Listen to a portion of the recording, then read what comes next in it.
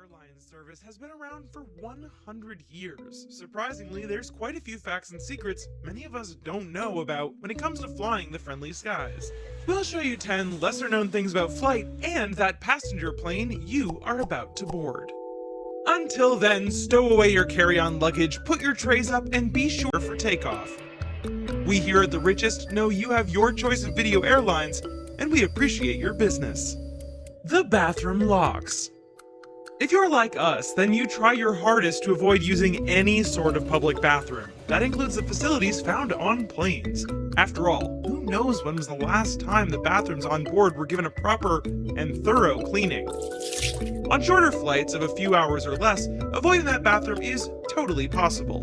However, if you're heading across the Atlantic or Pacific Oceans, then odds are that trip is going to be too long for you to hold it.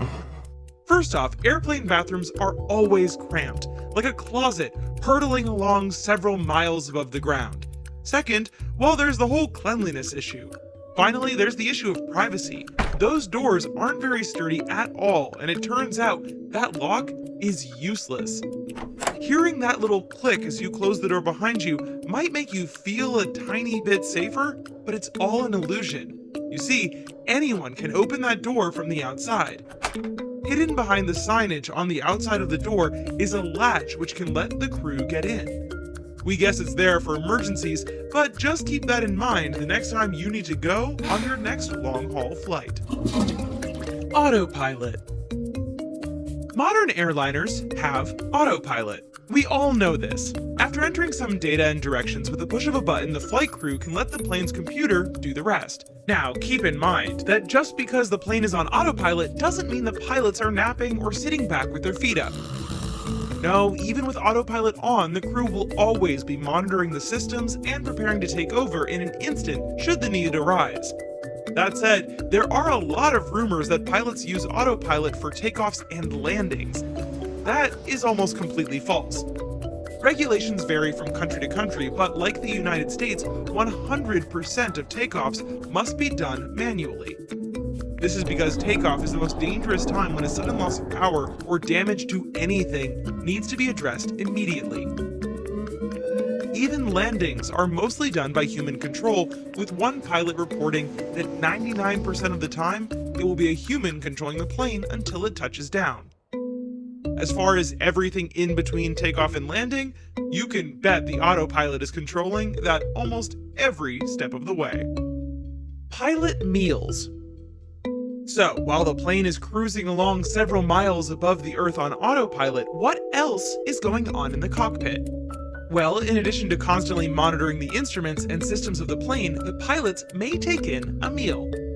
While you usually get a selection of dishes to choose from, the pilot situation is a little bit different. Yes, they get to pick between the chicken, steak, fish, or vegetarian option, but the two pilots can never eat the same meal. So if one has fish, the other must have something else. If one chooses cake for dessert, the other must settle for the fruit and yogurt. There's a completely legitimate excuse for this, and it has to do with your safety. The regulation involving eating is set this way so as to limit the possibility that both pilots could become sick after eating tainted food. This way, at least one crew member would theoretically be available to take control of the plane. The whole eating regulation can even extend beyond the plane, with crews sometimes restricted from eating at the same restaurants within a set period of time to limit the chance of food poisoning affecting the flight. Wow. Lapchild. We're not even going to get into the whole issue of children and babies screaming and crying on planes. It's just a situation in which everyone loses. Nonetheless, unless they change the laws, children are people too, and they fly in the cabin with the rest of us. For instance, children under 2 can ride on the lap of their parent. This can save the cost of having to buy an extra seat and is convenient for parents. What airlines don't tell you is that this is incredibly dangerous. Sure, 99% of the time nothing happens and you reach your destination safely.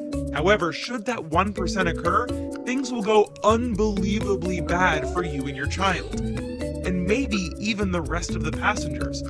A rough landing, heavy turbulence, or a crash will turn that child into a projectile. No matter how strong you are, you will not be able to hold onto a child sitting on your lap. It goes against the laws of physics. Don't believe us? Even tests done with dummies show time and time again that a child can't be held onto given all the forces concerned. The safest bet is to always give kids their own seat. Cabin chimes.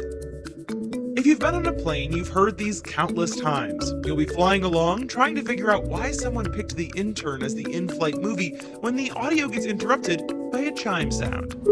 After this, you usually hear a message from the pilot or cabin crew.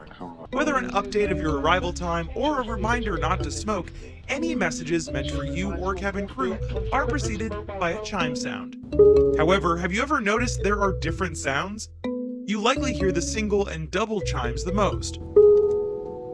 While it differs from airline to airline, usually any time you hear more than 3 dings means something serious is going on. For instance, 3 or more dings could mean severe turbulence ahead.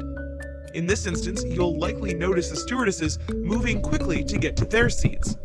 Most crew and sources are all pretty much in agreement that if you hear 5 or more chimes in a row, then either something really bad is going on, or the pilot has hit the wrong button. Oops. Oof. We hope it's option 2. Alright, time for our in-flight quiz. Modern airliners are built to take strikes from lightning. Do you know how many times passenger planes are struck by lightning? The answer may actually shock you. Check out these next flight secrets while you ponder your answer. Altitude. You likely haven't thought about it too much, but when it comes to what altitude your plane level's off at, there's a lot that goes into it. Ask most people who fly on commercial airlines, and they will tell you that they always seem to reach their cruising altitude at around 36,000 feet.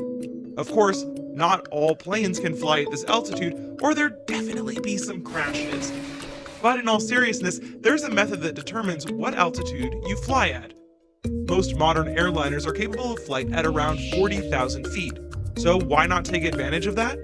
Well, it turns out the mid-30s are a good compromise between fuel efficiency and aerodynamics. You see, the thinner air at the higher altitude is better for creating less drag on the plane. Furthermore, the jet engine also works much better when the air is thinner than the propeller-driven aircraft. Fly lower and there is more drag. Fly too high and the air gets so thin that fuel efficiency drops off. On a different note, your altitude is also determined by your direction of travel. So eastbound flights fly at odd-number altitudes, while westbound aircraft fly at even-numbered levels. Personal electronics. If you've flown on a plane in the last 20 years, then you know that one thing crew ask for during takeoff and landing is that all personal electronics, like smartphones, be turned off or set to airplane mode. For years, the rumors were that someone could bring down a plane if they operated their laptop or phone during a critical part of the flight. Not true. Studies have shown that your phone or laptop can't harm the electronics of the plane. However, some pilots have reported that the radio your phone uses to access the cell network can and has interfered with communication between the tower and the plane on approach and landing. Since countless studies can't prove or disprove the dangers of electronics used by passengers. The FAA has simply decided to play it safe and asked that no calls be made from the plane using cell phones or internet apps such as Skype. Ultimately, many carriers do provide Wi-Fi service for their customers should they desperately need to stay in touch with the outside world. For the rest of us, keep in mind the ban actually makes the flight more pleasant by preventing numerous people from having loud and annoying conversations on their phones throughout the flight. Yay! The oxygen. Ah, yes, we've all seen it in films and know what it means. The plane hits a bad bump, the lights flicker, and the oxygen masks drop from the ceiling. With air swirling about the cabin, panicked passengers grab for a mask and put it on while the plane plummets earthward. Alright, Hollywood drama aside, the masks that drop from the ceiling of passenger planes are very real. Despite what some conspiracy theorists say, the masks are supplied with oxygen, and they aren't just there to keep you calm while the plane falls to its doom. You see, once a plane gets above 10,000 feet, the oxygen gets too thin for humans. As a result, an emergency air supply is available should it be needed. But what haven't they told you about those masks? Well, they tell you to put on your own mask first, because if a cabin depressurizes, the good folks at Airbus have figured that you have 18 seconds of useful consciousness. After that, it's downhill. As far as the air supply goes, don't worry. Airplanes have around 12 to 15 minutes of air, giving the pilots plenty of time to get the plane down to under 10,000 feet. The doors. With all the various threats and concerns we have to look out for when it comes to air travel, it's amazing anyone flies at all. After all, between the various terrorists and the screening for bombs and guns, it can all get a bit scary. But as you sit on the plane hurtling through the air, have you ever wondered why, with all those precautions, no one seems to care about all those doors with their red handles clearly visible to everyone? After all, why use a bomb when anyone could just walk right up and open the door at 36,000 feet? Thankfully, you have physics on your side. You see, no one is guarding those emergency doors because there is no way to open them when you're cruising at altitude. The doors on your passenger liner are designed to open inwards. Sure, some may swing outward eventually, but they all initially require the door to move inward upon opening. This is done on purpose.